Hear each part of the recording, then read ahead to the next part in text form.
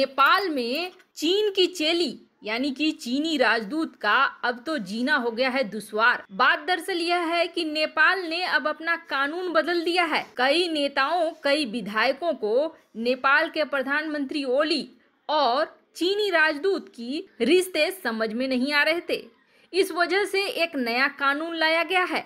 अब कानून बनेगा दीवार ओली और चीनी राजदूत हाउ यानकी के बीच। दरअसल बात यह है कि नेपाल में ओली और प्रचंड के बीच तनातनी कस रही है।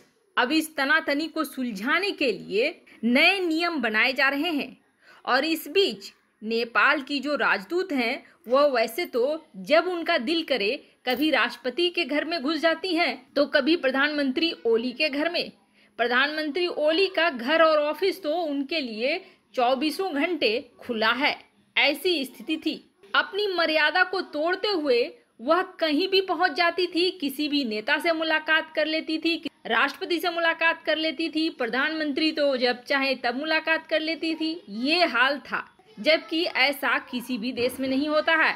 इसको देखते हुए अब नेपाल ने एक नया कानून बनाया है। नेपाल के विदेश मंत्रालय ने विदेशी राजनयिकों के लिए नियमों में बदलाव करने का फैसला किया है। प्रधानमंत्री केपी शर्मा ओली की सरकार डिप्लोमेटिक कोड ऑफ कंडक्ट बदलने जा रही है। इसके तहत अब कोई भी फॉरेन डिप्लोमेट किसी भी नेता से सीधे मुलाकात नहीं कर सकेगा। अब जिस तरह से दूसरे देशों में एक प्रक्रिया और प्रॉपर डिप्लोमेटिक प्रोटोकॉल और चैनल है, वैसे ही नेपाल में भी होगा। कुछ महीने से नेपाल में सियासी संकट चल रहा है। इस दौरान चीन की राजदूत हाउ यानकी ने सत्तारूढ़ नेपाल कम्युनिस्ट पार्टी के कई नेताओं के अलावा राष्ट्रपति विद्यादेवी भंडारी तक से सीधे मुलाकात की थी। इसको लेकर नेपाली मीडिया और यहाँ तक कि आम लोगों ने सवाल उठाए थे। अब ऐसा कानून बनाया जा रहा है जिसके लिए तैयारी भी शुरू कर दी गई है। इसके लिए फॉरेन मिनिस्ट्री ने 7 प्रांतों में अपने 7 सेक्शन ऑफिसर भेजे हैं।